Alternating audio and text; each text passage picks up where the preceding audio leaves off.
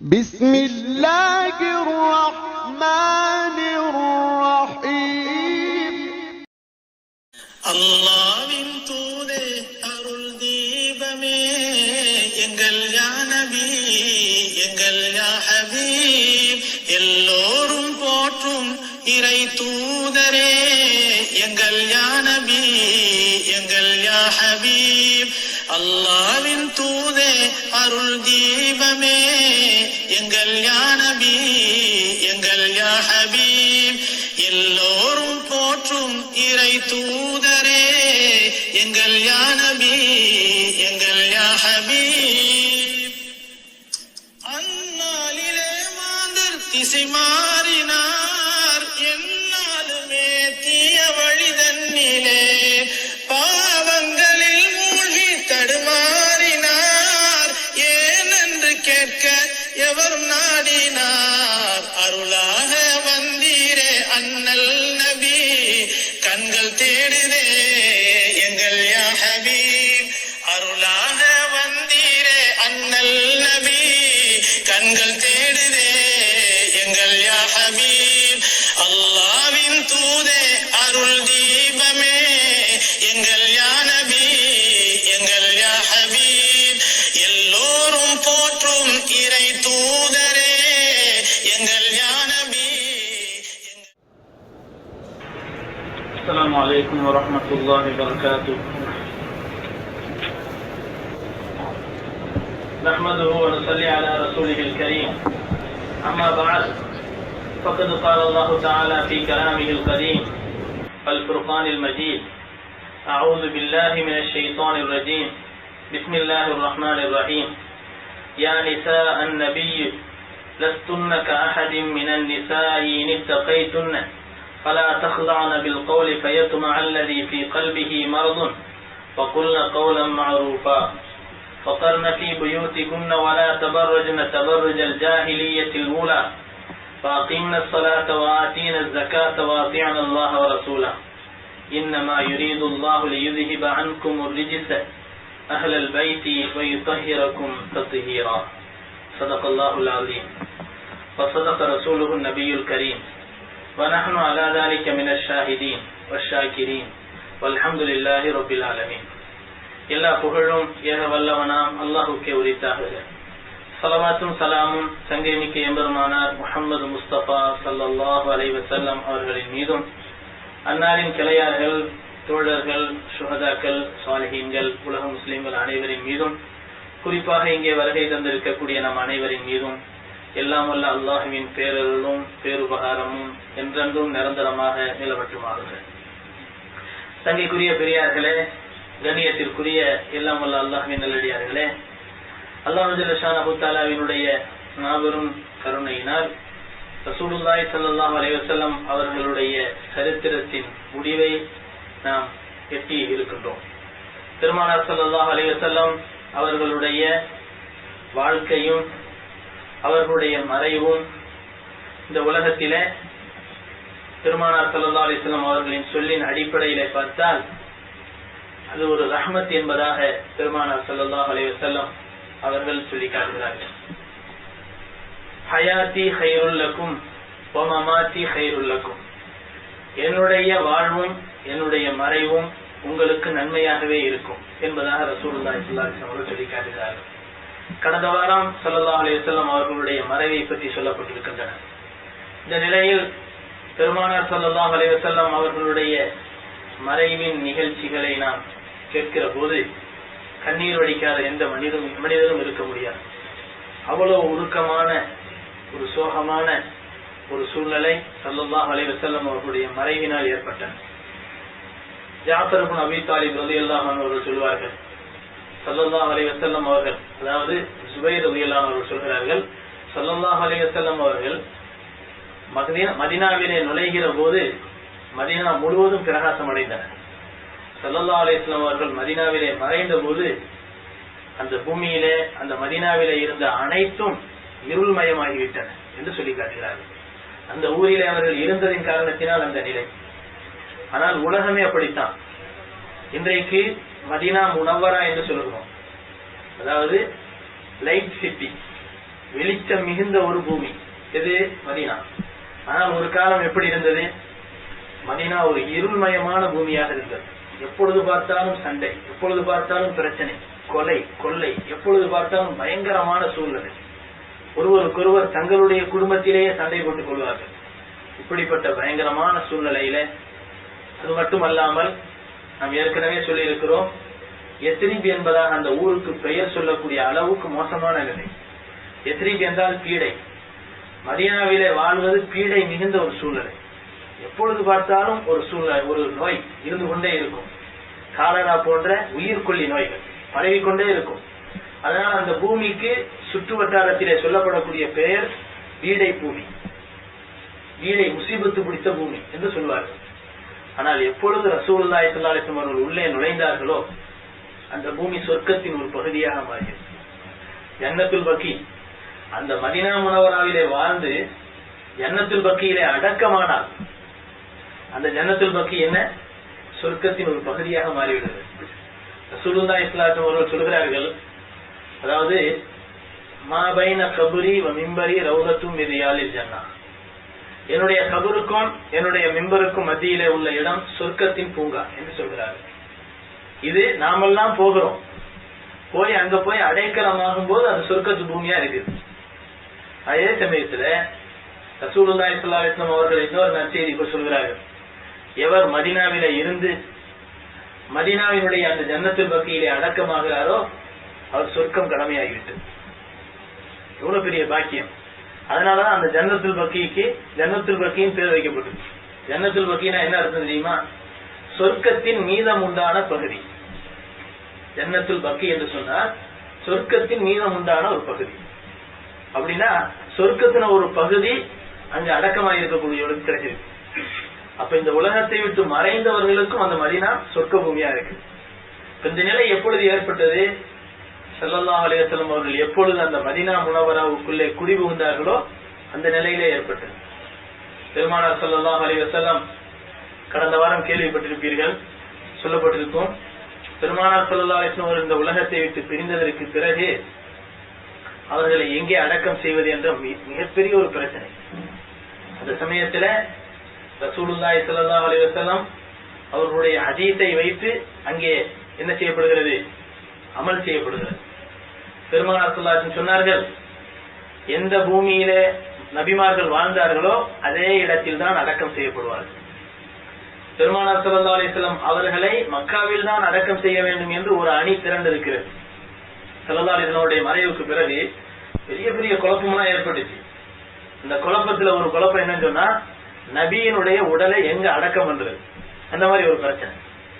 அந்த பிரச்சனையை தீர்ப்பதற்காக வேண்டி பல பேர் தலையை பீத்துக் கொள்கிறார்கள். முடிவு செய்யப்பட முடியல, யாராலும் எதுவும் செய்ய முடியல. எந்த அளவுக்கு சொன்னா, நல்ல திறமை மிகுந்தவர்கள் கூட கற்சிலைகளை போல அமர்ந்திருக்கிறார்கள். ஒரு ஹதீஸில நம்ம படிக்கலாம், பெருமானார் ஸல்லல்லாஹு அலைஹி வஸல்லம் இந்த உலகத்தை விட்டு பிரிஞ்சதுக்கு பின்னால உஸ்மான் ரலியல்லாஹு அவர்கள் ஒரு தூண்ல போய் சாஞ்சி உட்கார்ந்தாங்க. அந்த நேரத்துலதான் உமர் ரலியல்லாஹு அவர்கள் பிரச்சனை பண்றாங்க. ஸல்லல்லாஹு அலைஹி வஸல்லம் உடலை மூடப்பட்டிருக்கு, அவங்களுடைய அறையில வைக்கப்பட்டிருக்கு. அந்த நிலையில பெருமானார் ஸல்லல்லாஹு அலைஹி வஸல்லம் உடலை வந்து பல ஊர்கள்ல இருந்து ஆட்கள் வந்து பார்த்துட்டு போய்கிட்டே இருக்கிறாங்க, கூட்டம் கூட்டமா வந்துகிட்டு இருக்கிறாங்க. அப்பொழுது பெருமானார் ஸல்லல்லாஹு அலைஹி வஸல்லம் இந்த உலகத்தை விட்டு பிரிந்து விட்டார்கள் என்ற ஒரு நிலை எல்லோராலும் அறியப்படுகிறது. ஆனால் இதை உமர் ரலியல்லாஹு அவர்களால் தாங்கிக் கொள்ள முடியல. எவ்வளவு பெரிய அறிவாளி! ரசூலுல்லாஹி ஸல்லல்லாஹு அலைஹி வஸல்லம் அவர்கள் உமர் ரலியல்லாஹு அவர்களுக்கு வச்ச பட்ட பேர் என்ன? ஃபாரூக். ஃபாரூக்னா என்ன தெரியுமா? நம்ம சொல்றோம் உமரை ஃபாரூக் என்று சொல்கிறோம். அதுக்கு அர்த்தம் என்னன்னு சொன்னா, சத்தியத்தையும் அசத்தியத்தையும் பிரித்துணரக்கூடியவர். யாருக்குமே அந்த பேரை நபி ஸல்லல்லாஹு அலைஹி வஸல்லம் சொல்லல, ஆனா எல்லா சஹாபாக்களும் அப்படித்தான் இருந்தாங்க. சத்தியத்தையும் அசத்தியத்தையும் பிரித்து உணரக்கூடிய நிலைமையில தான் எல்லா சஹாபாக்களும் இருந்தாங்க. ஆனா யாருக்குமே இந்த பேரை சொன்னாங்களா? நபி ஸல்லல்லாஹு அலைஹி வஸல்லம் சொல்லல. காரணம் என்னன்னு சொன்னா, உமர் ரலியல்லாஹு அவர்கள் சில கருத்துக்களை சொல்லுவாங்க, நபி ஸல்லல்லாஹு அலைஹி வஸல்லம் யோசிப்பாங்க, அல்லாஹ் ஆயத்தை இறக்குவான், அதுக்கு சொல்லுவாங்க. மதுவினுடைய வசனங்கள், ஹிஜாபுடைய வசனங்கள், இதெல்லாம் உமர் ரலியல்லாஹு அவர்கள் சொல்லி அதுக்கு பின்னால அல்லாஹ் ஆயத்தை இறக்குனாங்க. ஆனா உமர் ரலியல்லாஹு தஆலாவுடைய ஆலோசனையின் கீழ அல்லாஹ் நடக்கிறாங்கிறது அர்த்தம் கிடையாது. இருக்கு அல்லாஹு தாலாவுடைய அந்த முடிவு உமர் ரலியல்லாஹுடைய கருத்துக்கு தோல்வாக இருப்பாரு. இதுவே பெரிய விஷயம் தானே, இதுவே பெரிய விஷயம் தானே. இது நல்லடியார்களுடைய உள்ளத்துல ஒரு பெரிய ஒரு, அதாவது நம்மள அல்லாஹ் இப்படி நினைவு கூறுறானா அப்படிங்கிற ஒரு பெருமிதத்தை உருவாக்கி அல்லாஹ்வுக்கு மென்மேலும் அதிகமான நன்றி செலுத்தணுங்கிற உணர்வை உருவாக்கும். ஆனா பேணுதல் இல்லாதவருடைய உள்ளத்துல பெருமையை உருவாக்கி அவன் நாசமாகிறதுக்கு வழியா போயிடும். நம்ம ஏற்கனவே சொல்லி இருக்கிறோம், அல்லாஹ் தஆலா மனித படைப்புகளை பத்தி சொல்லுகிற போது அல்லாஹ் தஆலா முதல்ல அது விந்து துளியாக இருப்பார். அந்த துளி அதாவது ஒரு கருவறையில போனதுக்கு பின்னால விந்து துளியாக இருக்கும். அதுக்கு பின்னால ரத்த கட்டியா மாறும். அதுக்கு பின்னால் சத கட்டியா மாறும். எலும்புகள் கோர்க்கப்படும். அதுல தோள்கள் வைக்கப்படும். மற்ற ஒரு உருவமாக மாறும். இதெல்லாம் அல்லாஹ் தஆலா சொல்லி காட்டுறான் குர்ஆன்ல. சூரத்துல் மூமினூன் என்ற அத்தியாயத்தினுடைய ஆரம்பத்தை ஓதி பார்த்தா தெரியும். இப்படி ஓதி காட்டிட்டே இருக்கும்போது எழுதி கொண்டிருந்த ஒரு சஹாபி சொல்றாங்க, யாரு ஒரு மனிதர் சொல்கிறார், தபாரக்கல்லாஹு அஹ்ஸனுல் காலிகீன், அல்லாஹ் தஆலா படைப்பாளர்களில் மிக அழகானவன், மிக உயர்ந்து விட்டான் என்று சொன்னார்கள். அதாவது அந்த படைப்பினுடைய அந்த விஷயத்தை பத்தி சொல்லும் போது பிரமிப்பு அடைந்த அவர்கள் என்ன சொல்றாங்க, அல்லாஹ் ரொம்ப உயர்ந்தவன், எவ்வளவு அழகான படைப்பு, எப்படி எல்லாம் உருவாக்குறான் பாருங்க பல கட்டமா, அப்படிங்கிற மாதிரி ஒரு வார்த்தையை புகழ்ந்து சொல்றாங்க. நபி ஸல்லல்லாஹு அலைஹி வஸல்லம் சொன்னாங்க, இதை எழுதுங்க அப்படின்னா. உடனே அவர் சொன்னார், நான் சொல்ற கருத்தை தான் இவர் ஆயத்தா எழுத சொல்றார் அப்படின்ட்டு கிறிஸ்துவரா மாறி போயிட்டார். ஒரே ஒரு வார்த்தை தான், ஒரு வசனத்துல ஒரு சின்ன துண்டு அவர் சொன்னார், அதை புகழ்ந்து சொன்னார். நபி சொன்னாங்க அதை ஆயத்தா எழுதுங்கிறாங்க. உடனே அது ஆயத்தா தான் இறக்கப்பட்டிருந்துச்சு. இவர் அதே வார்த்தையை புகழாரமா சொல்றாரு. நபி ஸல்லல்லாஹு அலைஹி வஸல்லம் சொன்னாங்க அதையும் எழுதுங்கிறாங்க. உடனே அவர் என்ன சொல்லிட்டாரு தெரியுமா, குர்ஆன்ல இறக்கப்பட்டதெல்லாம் என் கருத்தை வச்சுதான் இறக்கப்பட்டுச்சு. அப்ப அல்லாஹ் தஆலா இப்பதான் ஓதி காட்டப்பட்டுச்சு. என்ன சொன்னா, அல்லாஹ் நாடுனான்னு சொன்னா சில பேர் ஹிதாயத்து கொடுப்பான். அல்லாஹ் நான் சொன்னா சில பேருக்கு நேர்வழியை விட்டு அதாவது விலகி போறதுக்கு ஒரு வாய்ப்பை உருவாக்கிடுவோம். அப்படிங்கிற மாதிரி அந்த நிலைமையில இந்த மனிதனுடைய உள்ளத்திலே நிஃபாக் இருந்ததின் காரணத்தினால் அல்லாஹ் தஆலா சலித்தெடுத்து அவரை நீக்கணுங்கிறதுக்காக அல்லாஹ் அவரை இனங்காட்டுறான். இப்படி ஒரு வார்த்தையை சொல்லு, அதை ஒரு குர்ஆன் வசனமா இறக்கி இவருடைய உள்ளத்துல ஒரு பெருமையை உருவாக்கி இவன் மோசமானவன் உலகத்துக்கு அல்லாஹ் தஆலா என்ன செஞ்சான் காட்டுறான். புகாரில படிக்கலாம், பல அறிவிப்பின் மூலமா வரக்கூடிய ஹதீஸ். இப்படி சொன்ன மனிதருடைய நிலை என்ன ஆனது, பின்னால இறந்து போறாரு. கபூர் கூட இடம் கொடுக்கல அவருக்கு. கிறிஸ்துவர்களா நினைச்சாங்க முகமதுடைய அந்த சமூகத்தை விட்டு விலகி வந்துட்டதுனாலதான் முகமதுடைய அந்த கூட்டத்தார் தான் இவரை கபூர்ல தோண்டி தோண்டி எடுத்து வெளியே போறாங்கன்னு நினைச்சாங்க. அதனால நினைச்சிட்டு என்ன செஞ்சாங்க, ஆழமான குழியை தோண்டி அவரை புதைச்சி மேல பெரும் பெரும் பாறைகளை எல்லாம் அள்ளி தூக்கி போட்டு மூடி நல்ல இறுக்கமா குத்துனாங்க. 2-3 தடவை செஞ்சதுக்கு பின்னாலே அதை யாராலும் தோண்டவே முடியாது. கடைசியில பார்த்தா போனா வெளியே வந்தா கிடக்கு. கடைசியில பார்த்தாங்க இவர் மீது அல்லாஹ்வினுடைய கோபம் இருப்பதினால் இவருக்கு கொடுக்கப்பட்டிருக்கக்கூடிய தண்டனை அப்படின்னு சொல்லிட்டு அவங்களே முடிவு பண்ணி மலைக்கு அப்பால் தூக்கி எறிஞ்சிட்டாங்க. புகாரில வரக்கூடிய ஹதீஸ். இப்ப இதை நம்ம பார்க்கும்போது என்ன தெரியுது, ஒரு வசனத்துக்கு தோதுவா இவர் சொல்றாரு, நபி அதே வசனமா எழுதுன்னு சொன்ன உடனே அது அவருடைய உள்ளத்துல நேர்வழியை அதிகப்படுத்துறதுக்கு பகரமா என்னாச்சு, இவருக்கு ஹிதாயத்தே இல்லாம போச்சு, பெருமை உருவாயிருச்சு. ஆனா அதே சமயத்துல உமர் ரலியல்லாஹு அவர்கள் அவருடைய கருத்துக்கு தோதுவா அல்லாஹ் ஒரு ஆயத்து இறக்கல, 2 ஆயத்து இறக்கல, ஏறக்குறைய 5-6 ஆயத்துகளை அல்லாஹ் இறக்கலாம். சில அறிவிப்புகள்ல 19 ஆயத்தினோட சொல்லப்படுது. 19 ஆயத்தினோட சொல்லப்படுது. இந்த அதாவது மக்காம இப்ராஹிம் பக்கத்துல இப்ப இமாம்கள் நின்று தொழு வைக்கிறாங்க. தத்தகிது மின் மக்காமி இப்ராஹிம் முஸல்லா அல்லாஹ் சொல்லி காட்டலாம். மக்காம இப்ராஹிம்ங்கிற இடத்தை நீங்க தொழுமிடமா ஆக்கி கொள்ளுங்கள் அப்படின்னு அல்லாஹ் சொல்லி காட்டலாம். ஆனா மக்காம இப்ராஹிம் ஒரு காலத்துல எப்படி இருந்துச்சு தெரியுமா, இப்ப நம்ம தவாப் செய்யறோம், ஏறக்குறைய ஒரு 2-3 சப்பு உள்ள நிக்கலாம். மக்காம இப்ராஹிமுக்கும் காபாவுக்கும் மத்தியில நிக்கலாம். ஒரு 2-3 சப்பு நிக்கலாம். அவ்வளவு இடைவெளி இருக்குது. இப்ப இந்த நிலைமையில மக்காம இப்ராஹிம் ஒரு காலத்துல எப்படி இருந்துச்சு அப்படின்னு சொன்னா, காபாவை ஒட்டி இருந்துச்சு, காபாவுடைய சுவத்தோட ஒட்டி இருந்துச்சு. அப்பதான் நபி ஸல்லல்லாஹு அலைஹி வஸல்லம் அவர்கள் முடிவு செய்யறாங்க, என்ன செய்யறது, மக்காம இப்ராஹிமை எந்த இடத்துல வைக்கிறது அப்படிங்கும் போது அதை கொஞ்சம் பின்னால வைக்கலாம். அப்ப தொழுவத்துக்கு முஸல்லாவை எங்க அமைச்சிக்கிறது அப்படின்னு முடிவு பண்ணும்போது உமர் ரலியல்லாஹு சொன்னாங்க, மக்காம இப்ராஹிம் ஒரு மெஹராப் மாதிரி ஆக்கிக்கலாமே அப்படின்னா. உடனே அல்லாஹ் தஆலா ஆயத்தை இறக்குனா, வத்தகிது மக்காம இப்ராஹிம் முஸல்லா, மக்காம இப்ராஹிமை நீங்க தொழுமிடமாக ஆக்கிக்கிறீங்க அப்படின்னு அல்லாஹ் சொன்னான். இப்படி ஏகப்பட்ட விஷயங்கள். இந்த பர்தாவுடைய விஷயத்திலேயும் நபி ஸல்லல்லாஹு அலைஹி வஸல்லம் அவங்கள்ட்ட அடிக்கடி போய் சொல்லிக்கிட்டு இருந்தாங்க. மைமூனா ரலியல்லாஹு அன்ஹா கொஞ்சம் உடம்பு பெருத்தவர்களாக இருப்பாங்களாம். நபி ஸல்லல்லாஹு அலைஹி வஸல்லம் அவங்களுடைய மனைவிமார்கள் ஒருத்தங்க. இப்போ அவங்கள வந்து என்ன செய்யறாங்க, வெளியில அந்த அதாவது சேலையை உடுத்திட்டு போகும்போது, துண்டை போட்டு மூடிட்டு போகும்போது பாக்குறாங்க உடம்பு வந்து கனமா தெரியறத வச்சு கண்டுக்கிறாங்க, இது மைமுனா தானே அப்படின்னு கேக்குறாங்க. உடனே அவங்க வெக்கப்பட்டு உள்ள போயிடுறாங்க. போனதுக்கு நான் யார சூழல்லாம், உங்களுடைய வீட்டுக்கு நல்லவர்களும் வருகிறார்கள், தீயவர்களும் வருகிறார்கள் உங்களுடைய இடத்துக்கு. அதனால உங்களுடைய மனைவிமார்களை என்ன செய்யுங்க, பர்தா அனுஷ்டிக்க சொல்லுங்க. அல்லாஹ்வுடைய உத்தரவு இல்லாம நான் சொல்ல முடியாது, இப்படியே சொல்லிக்கிட்டு இருக்காங்க. அல்லாஹ் திறக்கி வைக்கிறான், பர்தாவுடைய வசனத்தை திறக்கி வைக்கிறான்.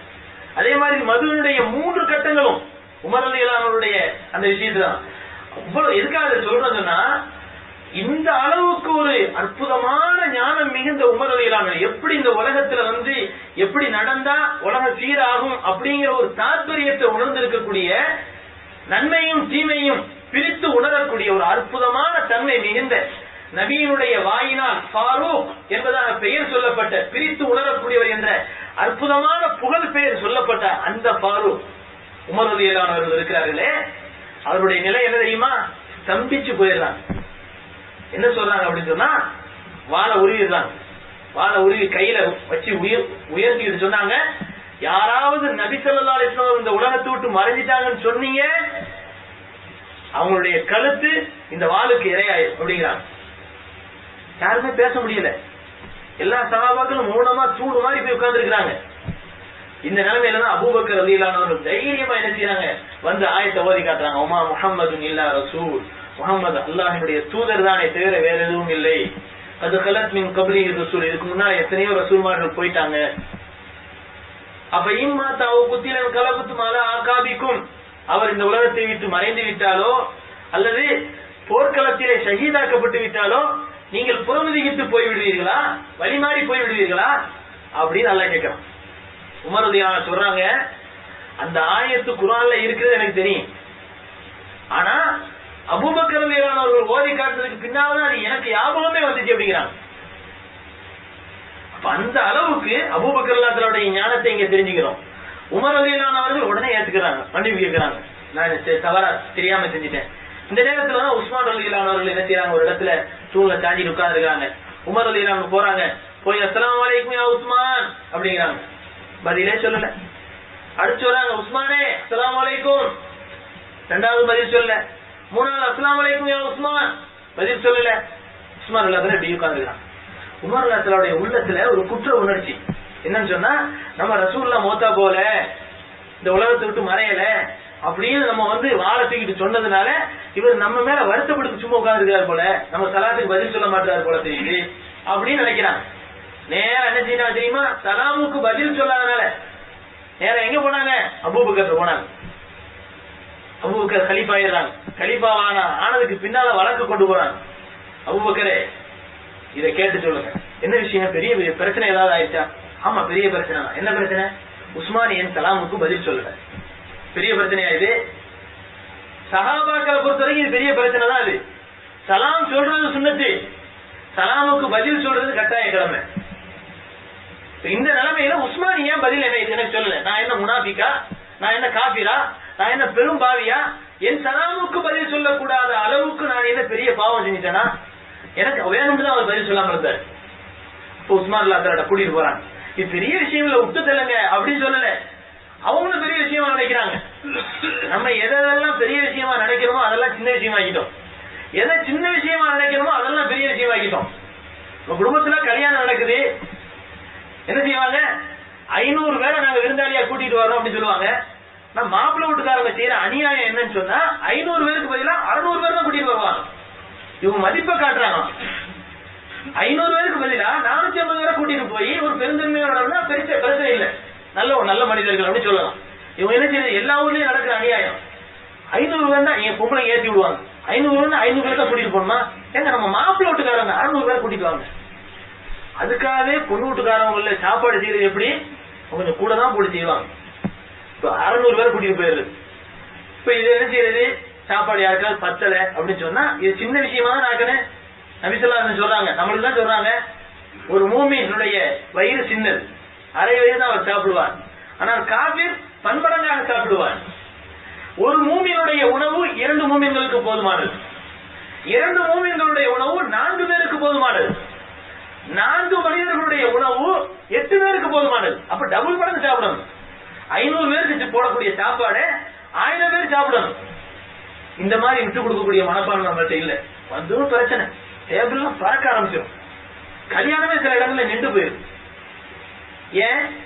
எதை சின்னதா நினைக்கணுமோ அதை பெருசா நினைக்கிறோம், எதை பெருசா நினைக்கணுமோ அதை சின்னதா நினைக்கிறோம். அபூபக்கர் ரலியல்லாஹு உமர் ரலியல்லாஹு கூட்டிட்டு போறாங்க. உஸ்மானை பார்த்து கேட்டாங்க, உஸ்மானே, உமர் உங்களுக்கு சலாம் சொல்லி நீங்க பதில் சொல்றேன். அவங்க சொல்றாங்க, அல்லாஹ்வின் மீது ஆணையாக அவர் சலாம் சொன்னதே எனக்கு தெரியாது. இல்ல இல்ல தெரியும், நீங்க வேணும்னு தான் உட்கார்ந்தீங்க அப்படிங்கிறாங்க. யாரு? உமர் ரலியல்லாஹு சொல்றாங்க, தெரியும் உங்களுக்கு, ஆனா நீங்க வேணும்னு உட்கார்ந்து இருந்தீங்க அப்படிங்கிறாங்க. அவங்க சொல்றாங்க, அல்லாஹ்வின் மீது ஆணையிட்டு நான் சொல்லுகிறேன், நீங்க சலாம் சொன்னது எனக்கு தெரியாது. இப்ப என்ன யோசனை பண்ணிக்கிட்டு அப்படி என்ன யோசனை பண்ணிக்கிட்டு இருந்தீங்க? பெருமானார் ஸல்லல்லாஹு அலைஹி வஸல்லம் அவர்கள் சொன்ன ஒரு அவர்கள் மறைவின் காரணத்தினால் நான் ஸ்தம்பிச்சு போய், ஆனா நான் சோகத்துல உட்கார்ந்து இருந்தேன், அதனால உங்களுடைய சொல்ல கேட்காம இருந்திருக்கலாம். இன்னொரு விஷயம் என்னன்னு சொன்னா, பெருமானார் ஸல்லல்லாஹு அலைஹி வஸல்லம் அவர்கள் சொன்ன ஒரு ஹதீஸ் எனக்கு ஞாபகம் வந்தது. என்ன ஹதீஸ் என்று சொன்னால், நாளை மறுமையிலே மனிதனுக்கு வெற்றி தரக்கூடிய ஒரு கலிமா இருக்கிறது என்று சொன்னார்கள். அந்த கலிமா என்னன்னு யோசனை பண்ண எனக்கு விளங்கல, ஆனா சொன்னாங்க, ஆனா எனக்கு மறந்துட்டேனா, அத நான் என்னன்னு யோசனை பண்ணிக்கிட்டு இருந்தேன். ஒரு கால் நீங்க அந்த இப்படி யோசனையில இருந்ததின் காரணத்தினால் நீங்க சலாம் சொன்னது எனக்கு விளங்காம இருந்திருக்கலாம். அப்போ அபூபக்கர் உமர் ரலியல்லாஹு சொல்றாங்க, அல்லாஹ்வின் மீது ஆணையாக அந்த கலிமா எனக்கு என்னவென்று எனக்கு தெரியும், அதுதான் லா இலாஹ இல்லல்லாஹ் என்ற கலிமா என்பதான் சொல்லி காட்டுறாங்க. இந்த சம்பவத்துல என்ன தெரியுது? நபி ஸல்லல்லாஹு அலைஹி வஸல்லம் அவர்களுடைய மறைவு சஹாபாக்களை எப்படி ஆக்கிருச்சுன்னு சொன்னா, அதாவது கொச்சையா சொல்றாருன்னா ஒரு பைத்தியக்காரன் மாதிரி ஆக்கிருச்சு. ஒருத்தர் வாசிக்கிட்டு மௌத்தா போல சொல்றாரு, இன்னொருத்தர் வெளியில என்ன நடக்குன்னு தெரியாம தம்பிச்சு போய் உட்கார்ந்துருக்காரு. இதெல்லாம் பார்க்கும்போது அவர்களாவே இருக்கல, அப்படி ஒரு சூழ்நிலை, அப்படி ஒரு பயங்கரமான நிலைமை. அது மட்டுமல்ல, நபியினுடைய மறைவோடு போகவில்லை. நபியினுடைய மறைவின் காரணத்தினால் மதீனா ஒரு உலகமே ஒரு கொந்தளிப்புக்கு உள்ளானது. சுனாமி ஏற்பட்டா நம்ம அதை பெருசா நினைக்கிறோம், ஆனா அதை விட பயங்கரமான கொந்தளிப்பு. அது என்ன தெரியுமா? எத்தனையோ முஸ்லீமாக இருந்தவர்கள் காபிரா போயிட்டாங்க. எப்ப முகமது இந்த உலகத்தை விட்டு போயிட்டாரோ இனிமே இந்த மார்க்கம் இருக்காது அப்படிங்கிற ஒரு முடிவுக்கு வர்றாங்க. அதனால இஸ்லாத்தை விட்டு வெளியே போகக்கூடிய ஒரு கூட்டம். இன்னொரு கூட்டம் என்ன தெரியுமா? இன்னொரு கூட்டம் என்னன்னு சொன்னா, சட்டங்களை மாற்றத்துக்கு முற்படக்கூடிய கூட்டம். நாங்க எல்லா அமலும் செய்வோம், எல்லா கடமையும் செய்வோம், ஆனா ஜக்காத் நாங்க கொடுக்க மாட்டோம். இன்னைக்கு நிறைய பேருக்கு அதான் வலிக்குது. அதுலதான் இன்னைக்கு மாற்றத்தை ஏற்படுத்துறாங்க. ஜக்காத்து கொடுக்க மாட்டோம். யாராவது வாழ்க்கை, அதாவது ஒவ்வொரு நாளும் 5 வக்து தொழுகணும் அப்படின்னு சட்டம் போடுறத, ஒவ்வொரு நாள்லாம் கிடையாதுங்க, வாரத்துல ஒரு நாள் தொழுதா போதும் அப்படின்னு யாராவது சொல்றாங்களா? அப்படி சொல்லல. ஆனா இன்னைக்கு அந்த மாதிரியான ஜக்காத்தினுடைய விஷயத்துல மாற்றங்களை செய்யறதுக்கு கொண்டு வர்றாங்க. இவ்வளவு காலமா நம்ம கேள்விப்படாத சட்டத்தையெல்லாம் கொண்டு வந்து திணிக்கிறது. எப்படி? வாழ்க்கையில ஒரு தடவை ஜக்காத்து கொடுத்தா போதும். காரணம் என்ன? நமக்கு நோன்பு வைக்க முடியும், தொழுக முடியும், ஹஜ்ஜிக்கு கூட போயிட முடியும். காரணம், ஹஜ்ஜிக்கு போறதெல்லாம் மாலை போட்டு வரவேற்று அவங்க என்ன செய்யறாங்க, அனுப்பி வைக்கிறாங்க, அதுக்கு புகழாரம் கிடைக்குது. நான் ஜக்காத்து மறைமுகமா ஒரு ஏழைக்கு இவ்வளவு பெரிய தொகையை தூக்கி கொடுக்கறதா? முடியாதுங்க அப்படின்னு நினைக்கிறாங்க. காரணம், கஷ்டப்பட்டு சம்பாதிச்சோம் அப்படின்னு நினைக்கிறாங்க, நம்ம சம்பாதிச்சது நினைக்கிறாங்க. கஷ்டப்படக்கூடியவர்களுக்கெல்லாம் செல்வம் கிடைக்குதா? இல்ல. அப்படி என்றால் அந்த செல்வத்தை கொடுத்தது யாரு? அல்லாஹ் கொடுத்தான் நமக்கு. ஒருத்தர் 12 மணி நேரம் சம்பாதிக்கிறாரு, கஷ்டப்படுறாரு, அவருக்கு 3000 வெளியில சம்பளம் கிடைக்குது. இன்னொருத்தர் என்ன செய்யறாரு? அவர் 8 மணி நேரம் தான் உழைக்கிறாரு, ஆனா அவருக்கு கிடைக்கிற சம்பளம் 15000 வெளி கிடைக்குது. அப்ப அல்லாஹ் இது கொடுக்கறானா, இவர் கொடுத்தாரா? இவர் சம்பாதிக்கிறாரா? சரி, இதுவாவது உத்தியோகத்துல ஒரு இடத்துல இருந்து சம்பளம் வாங்குற விஷயம். ஆனா கடை வச்சிருக்கிறார் ஒருத்தர், ஒரு கடையில எல்லா தேவையும் போக, எல்லா செலவினங்களும் போக மீதமாகிற விஷயம் 3000 வெள்ளி தான் சில பேருக்கு. இன்னும் சில பேருக்கு 30,000 வெள்ளி கிடைக்குது. அல்லாஹ் என்ன செய்யறான்? இவரை விட என்ன செய்யறாரு? அந்த கடையை அலங்காரப்படுத்தி வச்சிருக்கிறார். ஆனா இவருக்கு கொடுக்காத இதுக்கு அல்லாஹ் இவருக்கு கொடுக்கலாம். இதுல இருந்து என்ன தெரியுதுன்னு சொன்னா, கஷ்டப்படக்கூடியவர்களுக்கெல்லாம் அல்லாஹ் கொடுத்துறது கிடையாது. அல்லாஹ் யாருக்கு நாடுறானோ அவங்களுதான் கொடுக்கலாம். உடற்பயிற்சி செய்தால் கடைசி வரை ஆரோக்கியமாக வாழ முடியும். காலையில எந்திரிச்சு ஓடுங்க, டாக்டர் சொல்றாரா இல்லையா? ஓட ஆரம்பிச்சிடுறாங்க, வாழ்க்கை முழுவதும் ஓடுறாரு. சில பேர் என்ன செய்யறாங்க, 70 வயசு வரைக்கும் கூட வாழ்றாங்க. அவரை நம்ம உதாரணம் காட்டுறோம். பாருங்க, சின்ன வயசுல இருந்து ஆரோக்கியமா இருக்கிறாரு, வாக்கியம் போவாரு, தொடர்ந்து போறாரு, கட்டுப்பாட்டோட இருக்கிறாரு. ஆனா அவர் 70 வயசு வரைக்கும் எவ்வளவு சுறுசுறுப்பா இருக்கிறாரு பாருங்க அப்படின்னு நம்ம சொல்றோம். இன்னும் சில பேரு ஓடுறாங்க 40 வயசுல போய் என்ன செஞ்சாங்க, மூத்துல போய் விடுறாங்க. 40 வயசு நல்ல திடகாத்திரமான உடல் வாக்கு, அவரை பத்தி இப்படி நினைக்கவே மாட்டாங்க. ஃபுட்பால் விளையாண்டு இருக்கிற மயக்க போட்டு கீழே வந்துட்டார், மூத்தா போயிட்டார். தட்டி எழுப்ப முடியல, தூக்கிட்டு போறதுக்குள்ள மூத்தா போயிட்டார். உலகத்துல நடக்குதா இல்லையா? அப்போ இது செய்தால் இப்படி வாழ முடியும் அப்படிங்கிற கேரண்டியை யாராலும் கொடுக்க முடியாது. அல்லாஹ் நாடினால் தான் இது நடக்கும். அல்லாஹ் நாடினாலே தவிர இதை நம்ம மனசுல உறுதிப்படுத்தணும். அந்த அடிப்படையில அல்லாஹ் ஜல்லஷானஹு தஆலா ரசூலுல்லாஹி ஸல்லல்லாஹு அலைஹி வஸல்லம் அவர்கள் அதாவது பெருமானார் ஸல்லல்லாஹு அலைஹி வஸல்லம் இந்த உலகத்தை விட்டு மறைஞ்ச உடனேயுமே பலவிதமான விஷயங்கள், பலவிதமான குழப்பங்கள் ஏற்படுகின்றன. அந்த குழப்பங்கள் சாதாரண குழப்பம் கிடையாது. ஒருத்தர் ஒரு சூறாவளியில மூத்தா போயிடாருன்னு சொன்னா அவர் ஈமானோடு மூத்தா போனால் அது வெற்றி, மகத்தான வெற்றி, ஷஹீதுன்னு கூட சொல்லலாம். கடலுக்கு ஓரத்தில் ஒருத்தர் குடியிருக்கிறாரு, 5 வேளை தொழுகிறாரு, உண்மையான மூமினா வாழ்றாரு, சுனாமி வந்துச்சு அடிச்சுட்டு போயிருச்சு, அவர் ஷஹீதுன்னு சொல்லலாம். பெருமானார் ஸல்லல்லாஹு அலைஹி வஸல்லம் சொல்றாங்க, நெருப்பிலே கரிந்து இறந்தவரும், தண்ணீரிலே மூழ்கி இறந்தவரும், சுவற்றிலே இடிபாடுகளுக்கு மத்தியிலே இறந்து போனவரும், அதாவது இரும்பினால் அடிபட்டு இறந்து போனவர்களும் ஷஹீதுகளாக கணிக்கப்படுவார்கள் நபி ஸல்லல்லாஹு அலைஹி வஸல்லம் சொன்னாங்க. அப்ப சுனாமி தண்ணீர்ல மூழ்கிதான் மூத்தா போறாரு. அப்ப உண்மையான மூமினா இருந்தா அவர் ஷஹீதுன்னு சொல்லலாம். ஆனால் ஒருத்தர் என்ன செய்யறாரு, குஃப்ர்ல இருக்கிறார், அதாவது குஃப்ர்ல இருக்கிறார். அந்த மனிதர் இயற்கையான ஒரு மூத்த, அதாவது இதாயத் இருந்துச்சு, அவர் ஈமான விட்டு வெளியே போயிட்டாரு, மூத்து வந்துச்சு, மூத்தா போயிட்டார். சுனாமில மூத்தா போனவரை விட இவர் மூத்தா போன மூத்து தான் மிகப்பெரிய நஷ்டமான மூத்து. ஆனா நம்ம என்ன நினைக்கிறோம், பாவம் அற்பாயத்துல போய் சேர்ந்துட்டார் அப்படி எல்லாரையும் பார்த்து இறக்கப்படுறோம். ஆனா ஈமான் இல்லாதவர் ஒருவர் மூத்தா போனால் அவரை பார்த்து நம்ம இறக்கப்படுறோமா? அந்த பழக்கமே இல்லை. நபி ஸல்லல்லாஹு அலைஹி வஸல்லம் அவர்கள் இறந்தவருடைய ஒரு யூத ஜனாஸா செல்கின்ற நேரத்திலே அதை பார்த்து கண்ணீர் வடித்தார்கள். சஹாபாக்கள் கேட்டாங்க, யா ரசூலல்லாஹ், யூத ஜனாஸா இதுக்கு போய் கண்ணீர் வடிக்கிறீங்களே? நபி ஸல்லல்லாஹு அலைஹி வஸல்லம் சொன்னாங்க, நான் உயிரோடு இருக்கக்கூடிய நிலைமையில் ஒரு ரூஹ் நரகத்தை நோக்கி போகின்றன, எப்படி என்னால நிம்மதியா இருக்க முடியும் அப்படிங்கிறாங்க. இந்த உணர்வு என்னைக்காவது நமக்கு வந்திருக்கா? ஒரு மையத்தை பார்க்கும் போது வந்திருக்கு அந்த மாதிரி உணர்வு. அப்படி என்றால் பல விஷயங்கள்ல நம்மளுடைய நிலை என்ன என்று சொன்னால், எதை நம்ம சாதாரணமா நினைக்கிறோமோ அதை பெருசா நினைக்கிறோம், எதை பெருசா நினைக்கிறோமோ அதை சாதாரணமா நினைக்கிறோம். காரணம், உலக மறுமைக்காக செய்யக்கூடிய அமல்கள் மிக சாதாரணமானவை நம்மை பொறுத்தவரை. ஆனால் உலகத்திலே வாழ்வதற்காக வேண்டி தேவையாகக்கூடிய பொருளாதாரங்கள் மிகப்பெரியவை நம்மை பொறுத்தவரை. சஹாபாக்களிடத்தில் அப்படி இருக்கவில்லை. சஹாபாக்களை பொறுத்தவரை எப்படி இருந்தார்கள் என்றால், மறுமைக்கு என்ன தேவைப்படுமோ அதை பெரிதாக நினைத்தார்கள், உலகத்திற்கு என்ன தேவைப்படுமோ அதை சாதாரணமாக நினைத்தார்கள், அற்பமாக நினைத்தார்கள். அதனால்தான் நபி ஸல்லல்லாஹு அலைஹி வஸல்லம் அவருடைய மறைவு ஒரு சோகம். அந்த மறைவினால் ஏற்பட்ட மிகப்பெரிய ஒரு பிரச்சனை இருக்குது, அது மிகப்பெரிய ஒரு சோகம்.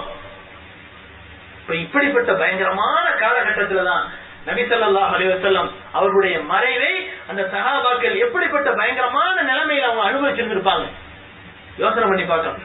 அப்படிப்பட்ட இக்கட்டான நிலைமை. நபி சொல்றாங்க, என்னுடைய ஹயாத்தும் உங்களுக்கு ஹைர், என்னுடைய மௌத்தும் உங்களுக்கு ஹைர். சஹாபாக்கள் கேட்டாங்க, யார சொல்லலாம், உங்களுடைய ஹயாத்து எங்களுக்கு ஹைர், இதுல பிரச்சனையே இல்லை, சந்தேகமே இல்லை. ஆனா உங்களுடைய மௌத்து எங்களுக்கு ஹைர்னு சொன்னீங்களே எப்படி? பெருமானார் ஸல்லல்லாஹு அலைஹி வஸல்லம் சொன்னார்கள், நான் கபருக்கு சென்று விட்டாலும் ஒவ்வொரு வியாழக்கிழமையும் உங்களுடைய அமல்கள் என்னிடத்தில் எடுத்து காட்டப்படுகின்றன. நான் பார்க்கிறேன், உங்களிலே யாராவது நல்ல அமல் செய்தால் அதை பார்த்து மகிழ்ச்சி அடைந்து அல்லாஹ்வுக்கு நன்றி செலுத்துகிறேன். ஆனால் யாராவது தவறு செய்திருந்தால் அவருடைய பாவ மன்னிப்புக்கான நான் துஆ செய்கிறேன் என்று பெருமானார் ஸல்லல்லாஹு அலைஹி வஸல்லம் சொன்னார்கள். கபருக்கு போனதுக்கு பின்னாலே நம்ம நினைச்சு பார்க்கிறாங்க, அல்லாஹ் தஆலா நம்மள அவங்களோட எப்படி தொடர்பு படுத்துறான் பாருங்க. உறவு முறைகள் அருந்து விடலாம், ஆனால் நபியோடு இருக்கக்கூடிய உறவு முறைக்கு என்ன அழிவு என்பதே கிடையாது. நாளை மறுமையிலும் சொர்க்கத்திலே நுழையக்கூடியவர்கள் முதன்மையானவன் நானாக இருக்கிறேன். ஆனால் பெருமானார் ஸல்லல்லாஹு அலைஹி வஸல்லம் சொன்னார்கள், அந்த நேரத்தில் எனக்காக முதலாக வாசல் திறக்கப்படும், சொர்க்கம் திறக்கப்படும். ஆனால் வாசல்ல விழுந்துருவேன், சஜிதால விழுந்துருவேன். அல்லாஹ் கேட்பான், முஹம்மதே உனக்கு என்ன வேணும்? பெருமானார் ஸல்லல்லாஹு அலைஹி வஸல்லம் சொல்வார்கள், யா அல்லாஹ், என்னுடைய உம்மத்தில் எத்தனையோ நபர்கள் நரகத்திலே இருக்கிறார்கள், அவர்களை சொர்க்கத்துக்கு அனுப்பும். அவர்களை சொர்க்கத்துக்கு அனுப்பாம நான் தலையை உயர்த்த மாட்டேன், சஜிதாவிலிருந்து உயர மாட்டேன். அல்லாஹ் தஆலா ஈமானுடைய அடையாளமே தெரியாத அளவுக்கு அணுவளவு ஈமானுடையவர்களை கூட அல்லாஹ் சொர்க்கத்துல கொண்டு போய் போடுவான். இப்ப பெருமானார் ஸல்லல்லாஹு அலைஹி வஸல்லம் உறவு அவ்வளவு அற்புதமான உறவு நம்மோடு. அந்த அளவு நம்மோடு இணை பிரியாத ஒரு பாசத்தோடு இருந்த நபியினுடைய மறைவு சாதாரண ஒரு விஷயம் இல்லை. அப்ப பெருமானார் ஸல்லல்லாஹு அலைஹி வஸல்லம் அவர்களுடைய அந்த பூமியிலே மறைந்திருக்கக்கூடிய நிலைமையிலும் அந்த மதீனா எப்படி பெயர் பெற்றது? லைட் சிட்டி, அதாவது மதீனா முனவ்வரா, ஒளி மிகுந்த ஒரு மதீனா நகரம் என்பதாக பெயர் சொல்லப்படுகிறது. ஸல்லல்லாஹு அலைஹி வஸல்லம் அவர்கள் நுழைந்ததின் காரணத்தினால்தான், அங்கே அவர்கள் மறைந்து வாழ்வதின் காரணத்தினால்தான் இந்த பெயர் அவர்களுக்கு அங்கே சொல்லப்படுகிறதே தவிர நபி ஸல்லல்லாஹு அலைஹி வஸல்லம் அவர்கள் நுழைந்திருக்கவில்லை என்று சொன்னால் அந்த பெயர் அங்கே ஏற்பட்டிருக்காது. அப்போ மதீனா முனவ்வராவும் இன்றைக்கும் ஒரு தனிச்சிறப்பு வாய்ந்த ஒரு நகரமாக காட்சி அளிக்கிறது. இன்னைக்கு கூட ஹஜ்ஜிக்கோ உம்ராவுக்கோ சென்று விட்டு வந்த மனிதர்களை பார்த்து நம்ம பேசுறோம், அவங்கள்ட்ட அங்கே நடக்கக்கூடிய விஷயங்களை கேட்கிறோம். கேட்டா மார்க்கத்தை பத்தி சரியா தெரியாதவர்கள் கூட என்ன சொல்றாங்க தெரியுமா? உண்மையிலே எனக்கு அந்த உணர்வு ஏற்பட்டது. நான் சென்று இருக்கக்கூடிய சமயத்தில் எனக்கு அந்த உணர்வு ஏற்பட்டது. அடிக்கடி பல நேரத்திலே சொல்வது உண்டு, மக்காவுக்கு போனா ஒரு இனம் புரியாத பயம் ஏற்படுது, ஆனா மதீனாவுக்கு போனா ஒரு தாய்க்கு பக்கத்துல போன மாதிரி ஒரு ஆறுதல் ஏற்படுது, ஒரு மகிழ்ச்சி ஏற்படுது அப்படின்னு ஒரு உணர்ந்த விஷயத்தை பல பேருக்கு சொல்லி இருக்கிறோம். ஆனா அந்த மாதிரியான அதிகமான மார்க்கத்தை பற்றி ஞானம் இல்லாதவர்கள் கூட சில நேரங்களில் உம்ராவுக்கு இந்த வருஷம் கூட சில பேர் போயிட்டு வந்து சொல்லும் போது நம்ம அதை பத்தி அவங்கள்ட்ட சொல்லவே இல்லை. அவரா சொல்றாரு, மக்காவுக்கு போனேன் ஒரே டென்ஷனா இருந்தது, ஒரு பயமாவே இருந்தது, மதீனாவுக்கு போனேன் எவ்வளவு ஆறுதலா இருந்துச்சு, மகிழ்ச்சியா இருந்துச்சு, இந்த ஊருக்கு வர்றதுக்கே எனக்கு நினைப்பே வரல அப்படின்றாரு. அப்ப எல்லாருக்கும் அல்ல அந்த உணர்வு உருவாக்கலாம். காரணம் நபி வாழ்றாங்க. நபியினுடைய அந்த அருகாமை நம்மை அப்படி சிந்திக்க வைக்கிறது, கவலையை மறக்க வைக்கிறது. அப்படிப்பட்ட நபியினுடைய அந்த பூமி இருக்கிறதே சாதாரண பூமி இல்லை, அது சொர்க்கத்தின் பூமி. நபி அடக்கமாய் இருக்கக்கூடிய அந்த இடம் சொர்க்கத்தின் பூமி. எந்த அளவிற்கு என்று சொன்னால் நபி அதிகமாக நடமாடிய இடம் எது? நபி அதிகமாக நடமாடிய இடம் அந்த மிம்பரிலிருந்து தன்னுடைய வீடு, அந்த வீட்டிலிருந்து மிம்பர், இப்படி அதிகமா நடந்த இடத்தை கூட அல்லாஹ் என்ன செஞ்சுட்டா, மா பைன கபரி வ மிம்பரி ரௌதத்தும் மின் ரியாதில் ஜன்னah, என்னுடைய மிம்பருக்கும் என்னுடைய கபருக்கும் மத்தியில இருக்கக்கூடிய இடம் சொர்க்கத்தின் பூங்கா என்று நபி ஸல்லல்லாஹு அலைஹி வஸல்லம் சொன்னாரு. அது மட்டும் இல்ல, மக்காவுக்கு போயிட்டோம் சொன்னா, உம்ராவுக்கு போறோம், முதல்ல காபாவை பாக்குறதுக்காக நீ உள்ள போறோம், உம்ராவை நிறைவேற்றிருக்கா உள்ள போறோம் சொன்னா நமக்கு சுன்னத்தான அடிப்படை என்ன தெரியுமா? பாபு சலாம் வழியாக நுழையணும். பாபு சலாம்ல இன்னைக்கு மூடப்பட்டுருச்சு. இந்த சபா மர்வால தொங்கோட்டம் ஓடுறமே அதுல நடு மத்தியில இருக்கக்கூடிய இடம் தான் பாபு சலாம். பாபு சலாம் இருக்குது, இருந்தாலும் அந்த வழியா நுழையிறது கொஞ்சம் கஷ்டம். ஏன் சொன்னா சுத்திக்கிட்டு வரணும். அது மட்டும் இல்ல, அது ஒரு பிரதானமான ஒரு பாதையாவும் ஆக்கல. மன்னர்களுடைய பெயர் சொல்லப்பட்டிருக்கக்கூடிய பாதையெல்லாம் பிரமாதமான பாதையா இருக்குது. ஆனா பாபு சலாம் கொஞ்சம் சின்னதா போச்சு, அது அவ்வளவு அடையாளம் காட்டப்படுறது இல்லை. பாபு சலாம் வழியாக நுழைவது சுன்னத். காரணம் என்ன தெரியுமா? அந்த பாபு சலாமுக்கு அந்த தனி சிறப்பு கிடைச்சதுக்கு காரணம் என்ன தெரியுமா? நபியினுடைய வீடு எங்க இருக்குன்னு பாருங்க, கஅபா எங்க இருக்குன்னு பாருங்க, அந்த ரெண்டுக்கு மத்தியில கனெக்ஷனை பாருங்க. அந்த பாபு சலாம் ஸல்லல்லாஹு அலைஹி வஸல்லம் அவர்கள் வாழ்ந்த வீட இன்னைக்கு லைப்ரரி ஆக்கப்பட்டிருக்கு, மக்தபா என்று போடப்பட்டு இன்னைக்கு கட்டணம் கட்டப்பட்டு பூட்டப்பட்டிருக்கு. ஆனா அதுல நேரா புடிச்சு வந்தீங்கன்னு சொன்னா கஅபாவுல நுழையக்கூடிய வாசல் பாபு சலாமா தான் இருக்கும். அப்படி சொன்னா கொஞ்சம் யோசனை பண்ணி பார்த்தோம் சொன்னா நபி அதிகமா நடந்து போன இடத்தான் அப்படி சொல்லப்படுது, பாபு சலாம் சொல்லப்படுது. நபி உலகத்துல நடந்த பாதையில நம்ம நடந்தாலே சலாம் வருவார்கள் அப்படின்னு சொன்னா, மார்க்கத்தை பற்றி நமக்கு அடையாளம் காட்டி எந்த வழியில நடந்தாங்களோ அந்த வழியில நடந்தா சொர்க்கத்துக்கே போய் சேர்ந்துடலாம். அதான் அல்லாஹ் சொல்றான், அல்லாஹ் எது இலா தாரி சலாம், இந்த சலாமத்தான வாழ இந்த வீட்டின் பக்கம் உங்களை அல்லாஹ் அழைக்கிறான்.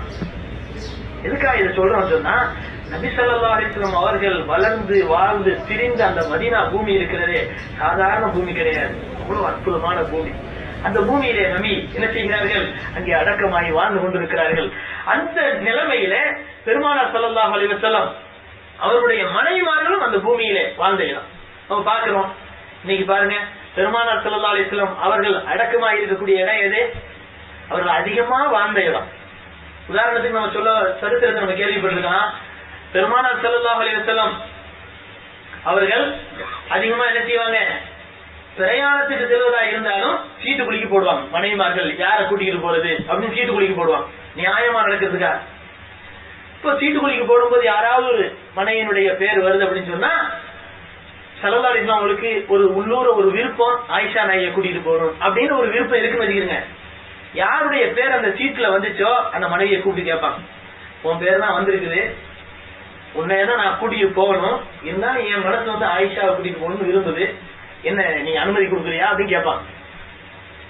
உடனே என்ன செய்வாங்க அந்த மனைவிமார்கள், யாரும் யார சொல்ல நீங்க என்ன விரும்புறீங்களோ கூட்டிட்டு போகும். ஒரு காலம் வந்தது சௌதா ரலியல்லாஹு அன்ஹா அவர்களுடைய, நம்ம வந்து பின்னால வந்து நபியினுடைய மனைவிமார்களுடைய வரலாறு நம்ம சொல்ல போறோம். சௌதா ரலியல்லாஹு அன்ஹா தான் நபி ஸல்லல்லாஹு அலைஹி வஸல்லம் அவர்கள் கதீஜா ரலியல்லாஹு அன்ஹா அந்த உலகத்தை விட்டு பிரிஞ்சதுக்கு பின்னால சௌதா ரலியல்லாஹு அன்ஹா அவர்களை என்ன செய்யறாங்க, கல்யாணம் பண்றாங்க. ஆயிஷா ரலியல்லாஹு அன்ஹா சௌதா ரலியல்லாஹு ரெண்டு பேரையும் கல்யாணம் பண்றாங்க.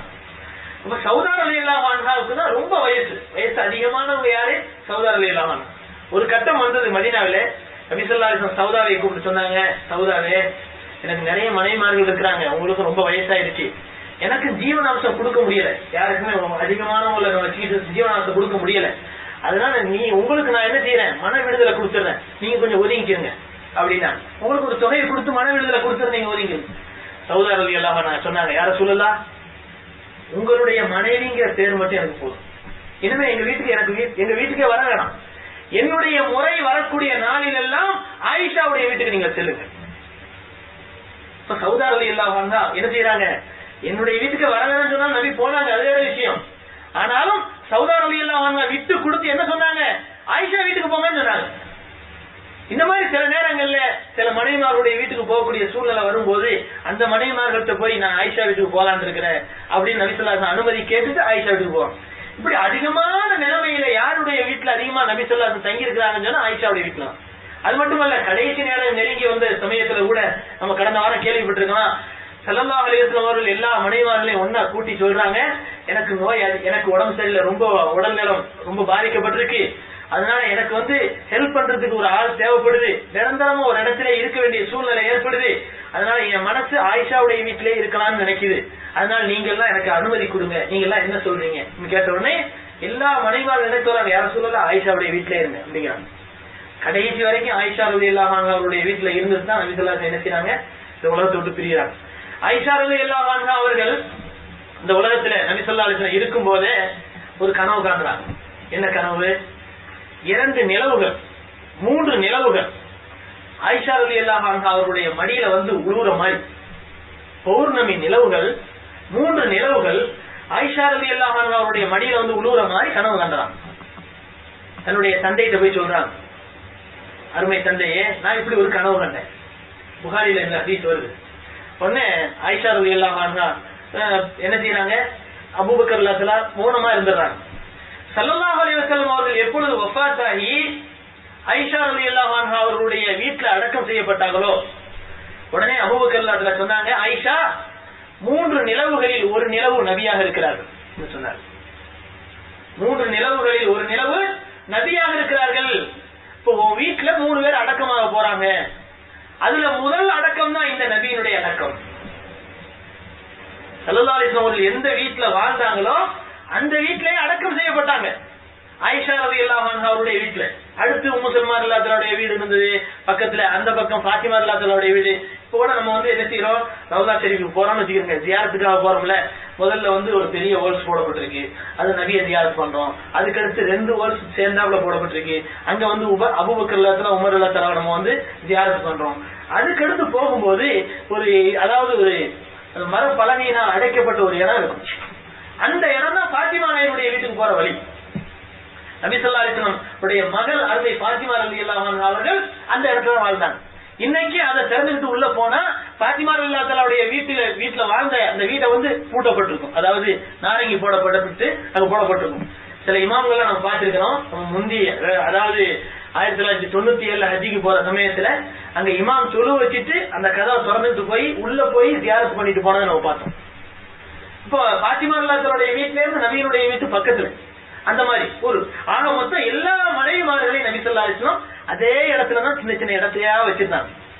இப்ப இந்த மாதிரி நபி ஸல்லல்லாஹு அலைஹி வஸல்லம் வாழ்ந்த பூமியிலேயே ஆயிஷா ரலியல்லாஹு அன்ஹா அவருடைய வீட்டுல ஒரு பகுதியில அடக்கம் செய்யப்பட்டாங்க.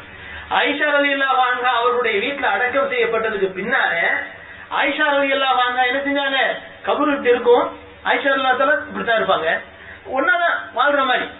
எந்த இடத்துல நபி படுக்கக்கூடியவர்களா இருந்தாங்களோ அந்த இடமே அவருடைய கபராக இருக்குது இன்னைக்கு. இப்ப அந்த பூமி ஆயிஷா ரலியல்லாஹு அன்ஹா அதே வீட்டுல எந்த விதமான மறைப்பும் இல்லாம வாழ்ந்துகிட்டு இருந்தாங்க. அதுக்கு பின்னாலே அபூபக்கர் ரலியல்லாஹு அன்ஹு அவர்கள் அதுக்கு அடுத்தாப்புல என்ன செய்யறாங்க, அடக்கம் செய்யப்படுறாங்க. அபூபக்கர் ரலியல்லாஹு அன்ஹு அவர்கள் அதுக்கு அடுத்தார் போல அடக்கம் செய்யப்பட்ட சமயத்துல அப்பவும் ஆயிஷா ரலியல்லாஹு அன்ஹா அவர்கள் அதுக்கு திரை போடாம என்ன செஞ்சாங்க, அதே மாதிரி ஒன்னாவே வாழ்ந்துகிட்டு இருந்தாங்க. இந்த ரெண்டு கபருமே இருக்கும், ஆயிஷா ரலியல்லாஹு அன்ஹா பக்கத்துல தான் இருப்பாங்க.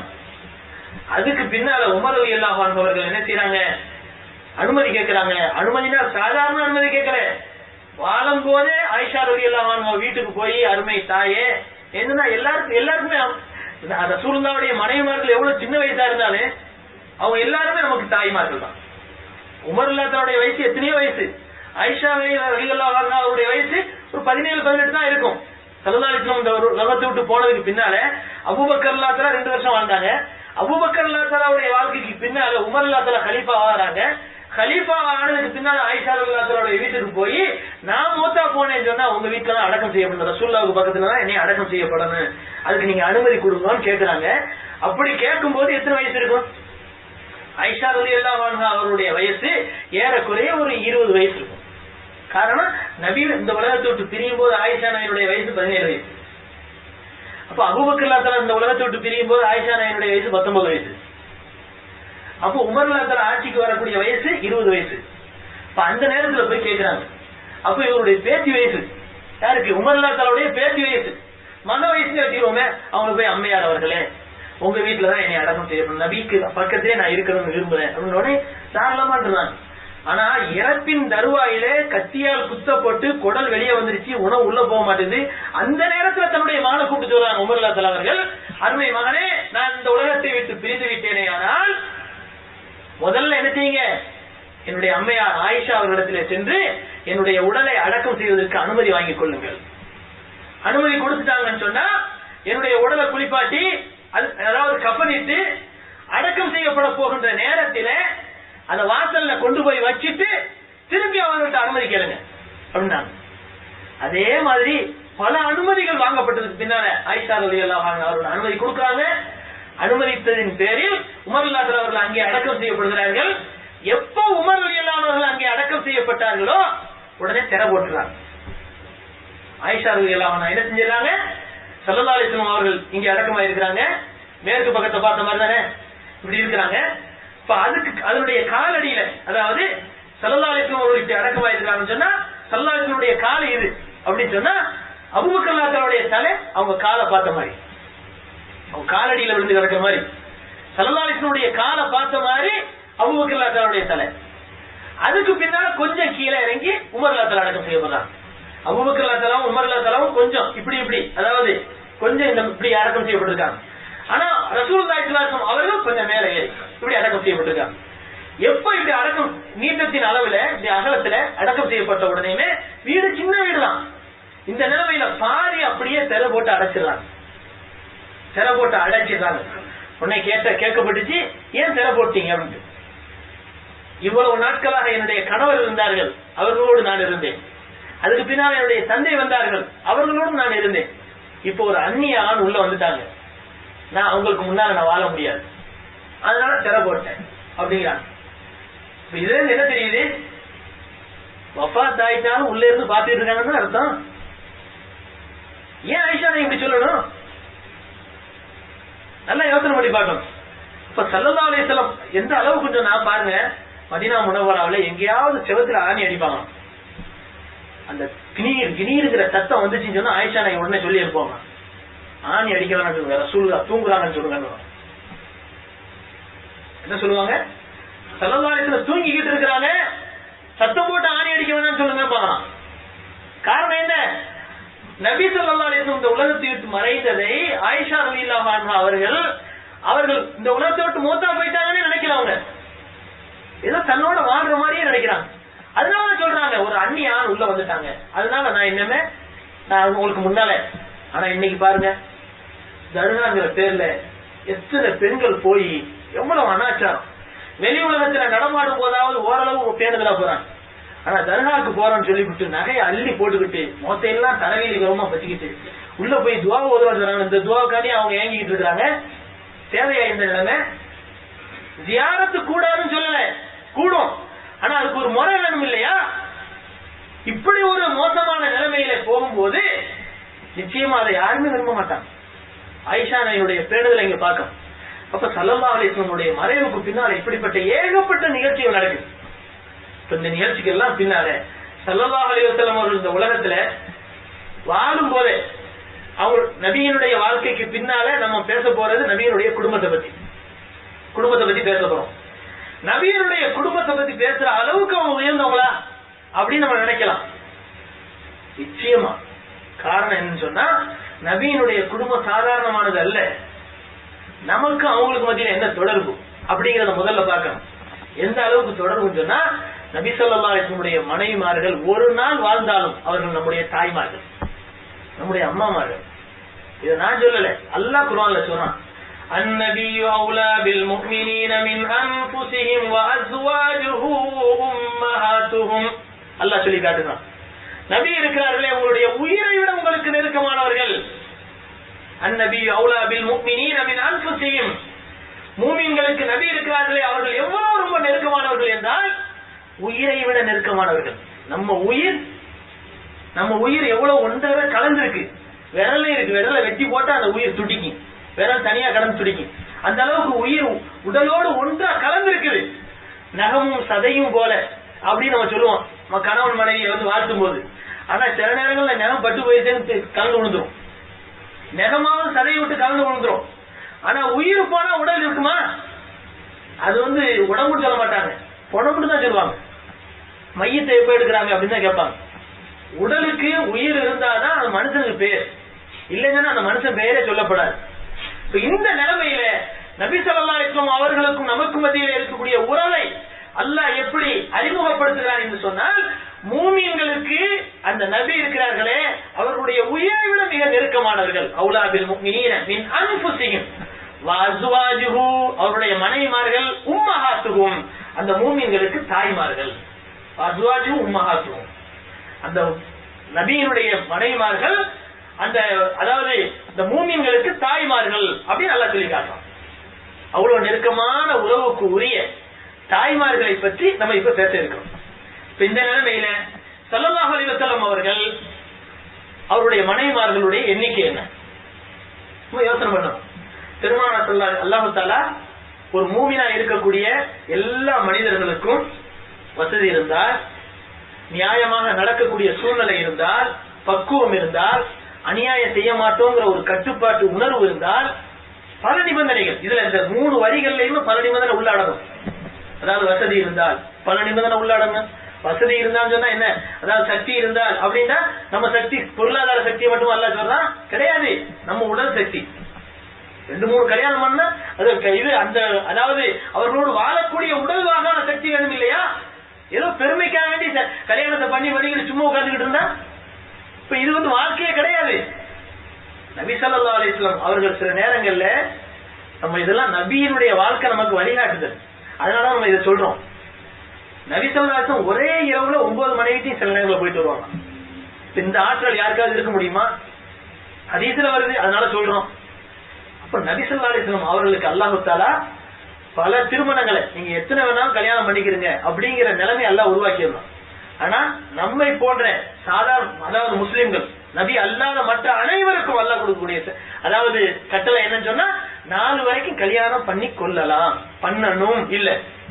இது நல்லா புரிஞ்சுக்கணும். இன்னைக்கு நம்மளை பத்தி பேசுறவங்க இப்படிதான் பேசுறாங்க, 4 கல்யாணம் பண்ணணும் மார்க்கம் அப்படின்னு பேசுறாங்க, குற்றச்சாட்டு. ஆனா நம்ம மார்க்கம் அப்படி சொல்லல, 4 வரைக்கும் கல்யாணம் பண்ணலாமே தவிர அதுக்கு மேல பண்ணக்கூடாதுங்கிற ஒரு கட்டுப்பாட்டு சட்டம். இப்ப இதை நம்ம அடிக்கடி சொல்லுவது உண்டு. பலதார திருமணத்தை அது ஒரு அதாவது கொச்சையா முஸ்லிம்களை பத்தி சொல்றாங்கல்ல, அவர்களுக்கு முக்கியமா விளக்க வேண்டிய ஒரு விஷயம் என்ன தெரியுமா? இந்த 4 திருமணம்ங்கிறது முஸ்லிம்களுக்கு போடப்பட்ட கட்டுப்பாட்டு சட்டம் தானே தவிர பலதார திருமணத்துக்கு கொடுக்கப்பட்ட அனுமதின்னு சொல்றதை விட கட்டுப்பாட்டு சட்டம் சொல்லலாம். காரணம் என்ன தெரியுமா? அந்த காலத்துல சஹாபாக்கள் 8 கல்யாணம் 10 கல்யாணம் 12 கல்யாணம் பண்ணியிருந்தாங்க. அல்லாஹ் என்ன செஞ்சான், 4 வரைக்கும் தான் கல்யாணம் பண்ணணும். இந்த சட்டம் வந்த உடனே என்ன நடந்துச்சு தெரியுமா? பல கல்யாணம் பண்ணாதவங்க எல்லாம் பண்ணாங்க. ஒரு சரித்திரத்தை எடுத்து காட்ட முடியுமா? ஒரு கல்யாணம் பண்ணவங்க எல்லாம் இந்த ஆயத்து வந்தோடனே 4 கல்யாணம் பண்ணிக்கிட்டாங்க. ஒரே ஒரு நிகழ்ச்சியாவது எடுத்து காட்ட முடியுமா? ஆனால் இதுக்கு மாற்றமான நிகழ்ச்சிகள் பல விஷயங்களை பார்க்கலாம். தஃசீரை திறந்து பார்த்தா பார்க்கலாம். அது என்னன்னு சொன்னா, நபி ஸல்லல்லாஹு அலைஹி வஸல்லம் அவங்களுக்கு இந்த ஆயத்தை அல்லாஹ் இறக்குன உடனே நபியை ஒரு கூட்டம் கூடிருச்சு. ஒரு சஹாபி சொன்னாங்க, யார சொல்லலாம், எனக்கு 12 மனைவிமார்கள் இருக்கு, நான் என்ன செய்ய? நபி ஸல்லல்லாஹு அலைஹி வஸல்லம் 4 பேரை வச்சுக்கிட்டு மத்தவங்க எல்லாம் தலாக் விட்டுரு, மத்தவங்க எல்லாம் விட்டுருங்க, வேண்டாம் தலாக் இல்ல, மத்தவங்க விட்டுருங்க. இன்னொருத்தர் வந்தார், யார சொல்லலாம், எனக்கு 8 மனைவிமார்கள் இருக்காங்க, 4 பேரை வச்சுக்கிட்டு 4 பேரை கல்யாணம், அதை விட்டுருங்க. இப்படி 4க்கு மட்டும் அனுமதி கொடுத்து விட்டு மற்றவர்களை எல்லாம் கேன்சல் பண்ணாங்க நபி ஸல்லல்லாஹு அலைஹி வஸல்லம். ஆனா 4 கல்யாணம் பண்ணலாம்னு சொல்லிட்டு இந்த ஆயத்தை இறங்கின உடனே இத்தனை பேர் வந்து இந்த சட்டத்தை அமுல்படுத்துறாங்க. எல்லாருமே 4 வச்சுக்கிட்டு மற்றதெல்லாம் என்ன செய்யறாங்க, விட்டுறாங்க. ஆனா ஒரே ஒருத்தராவது, யார சொல்லலாம், எனக்கு ஒரு மனைவி தான் இருக்கிறாங்க, 4 கல்யாணம் பண்ணலாம்னு அல்லாஹ் சொல்றாங்க, இன்னொன்னு பண்ணிக்கிறவா, யாராவது கேட்டிருப்பாங்களா? அப்படி ஒரு முன்மாதிரியே கிடையாது. அப்படின்னு சொன்னா இவர்கள் சொல்லக்கூடிய குற்றச்சாட்டு உண்மைன்னு சொல்லலாம். அப்படி ஒரு நிகழ்ச்சியே நடக்கல. அப்படி இருக்கும்போது இங்க நம்ம புரிஞ்சுக்கிறோம், நபி ஸல்லல்லாஹு அலைஹி வஸல்லம் அவர்களுடைய சக்தி இருக்குது, அது நம்முடைய அறிவுக்கு எட்டாத சக்தி அவங்கள்ட்ட இருந்தது. நமக்கு எட்டாத சக்தி அவர்களுடைய கையில இருந்தது, அவருடைய உடல் வாயில இருந்தது. நுபுவத்தினுடைய சக்தி இதுக்கு போட்டி யாராலும் போடவே முடியாது. அவ்வளவு பிரமாதமான சக்தி இருந்ததின் காரணத்தினால்தான் ரசூலுல்லாஹி ஸல்லல்லாஹு அலைஹி வஸல்லம் அவர்களுக்கு என்ன செய்யறான் அல்லாஹ் தஆலா, ஒரு பெண் உங்களிடத்திலே தன்னை அன்பளிப்பு செய்து விட்டால் நீங்க கல்யாணம் பண்ணிக்கலாம், யார வேணாலும் நீங்க கல்யாணம் பண்ணிக்கிறீங்க அப்படின்னு அல்லாஹ் தஆலா சொல்லி காட்டுறான். ஆனா நமக்கு கட்டுப்பாடு போடுறான். நபி ஸல்லல்லாஹு அலைஹி வஸல்லம் அப்படி இருந்தும் பல சந்தர்ப்பங்கள்ல பல பெண்கள், யார சொல்லலாம், தங்களுக்கு என்னை நான் உங்களுக்கு அன்பளிப்பாக கொடுத்து விட்டேன் அப்படின்னு சொன்ன போது கூட எனக்கு தேவையில்லை, நீங்க போயிட்டு வாங்கன்ட்டாங்க. புகாரில பல அறிவிப்பின் வாயிலாக வரக்கூடிய ஹதீஸை நம்ம படிக்கலாம். ஒரு பெண்மணி எழுந்து நின்று, யார சொல்லலாம், உங்களுக்கு என்னை நான் அன்பளிப்பு செய்து விட்டேன் என்று சொன்ன போது ஸல்லல்லாஹு அலைஹி வஸல்லம் அவர்கள் எனக்கு தேவையில்லைங்கிறாங்க.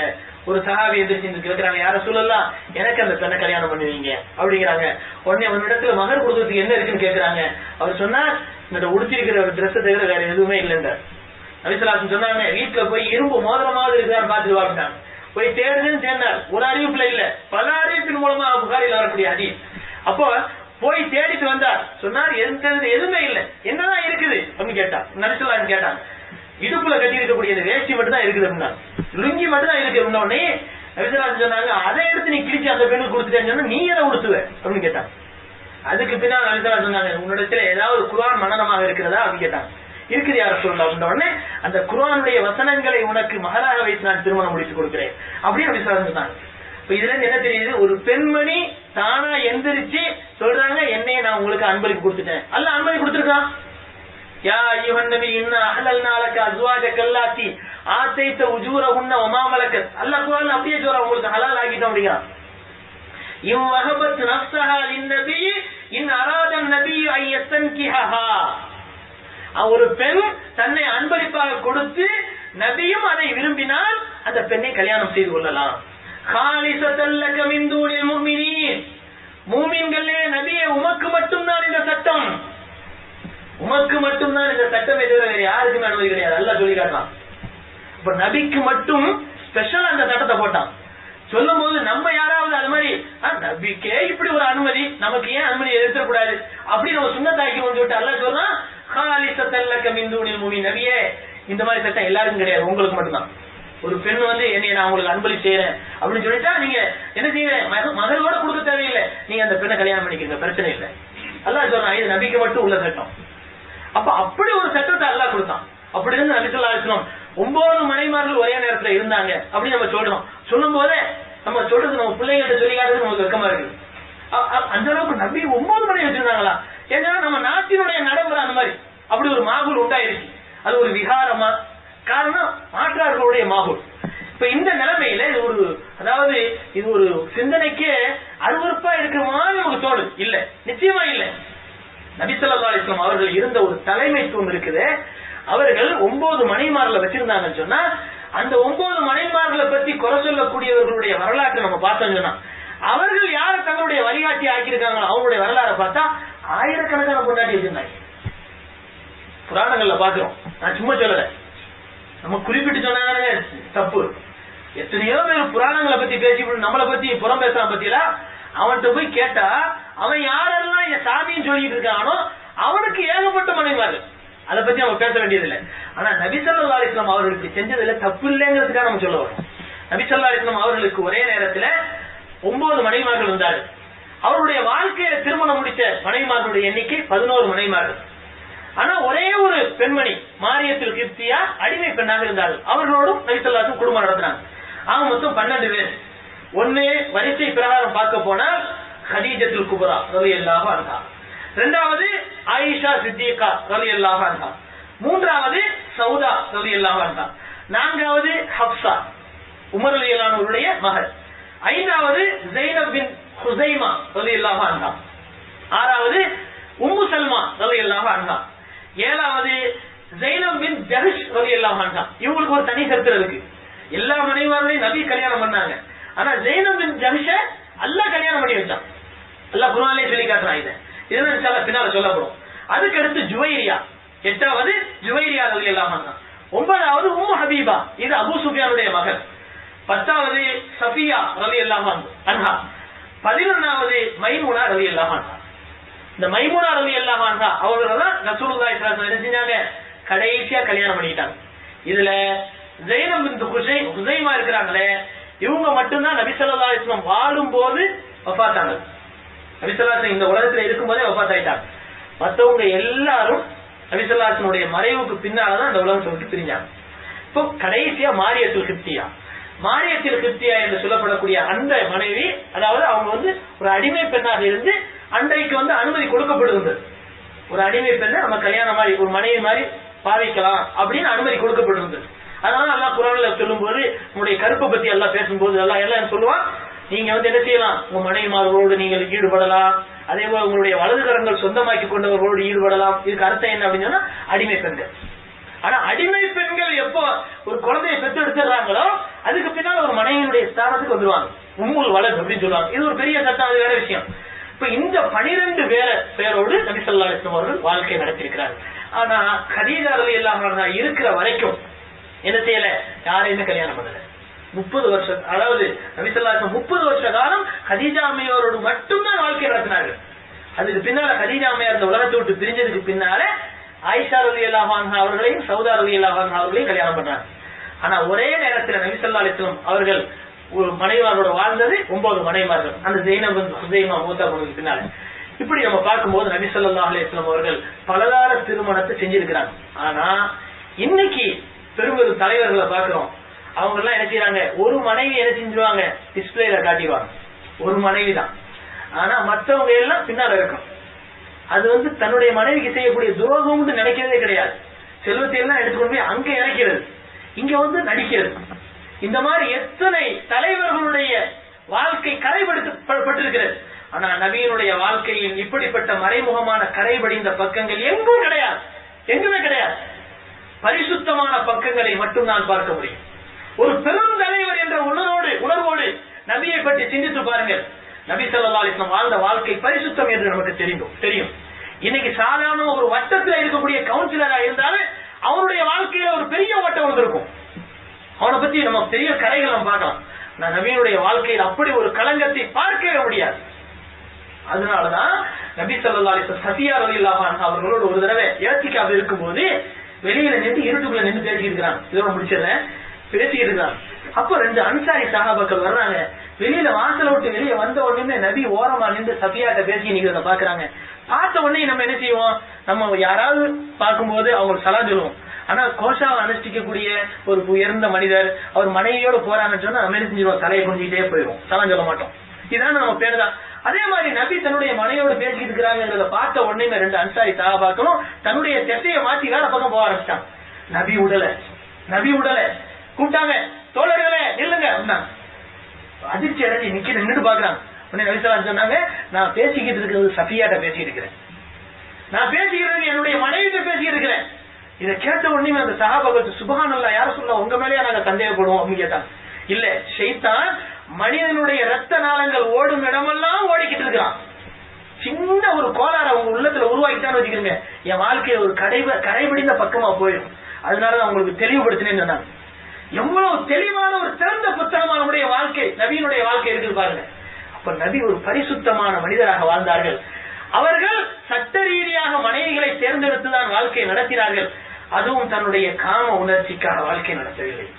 இதுல ஒரு பெரிய ஒரு பிரயோஜனம் என்னவென்று இன்ஷா அல்லாஹ் வரக்கூடிய வாரம் சொல்லப்படும்.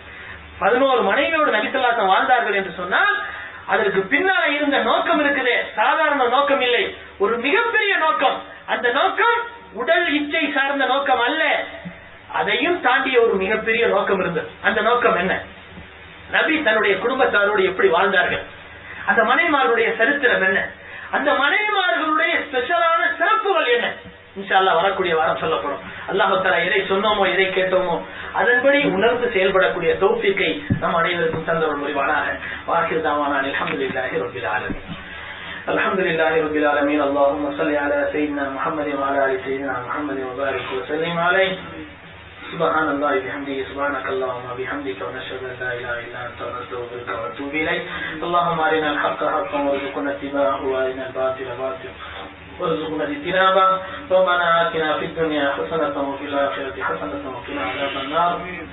صل وسلم على رسولك سيدنا محمد وعلى آله وأصحابه أجمعين برحمتك يا أرحم الراحمين. والحمد لله رب العالمين. صلى الله على محمد صلى الله عليه وسلم. صلى الله على محمد صلى الله عليه وسلم. صلى الله على محمد يا رب صل عليه وسلم. السلام عليكم.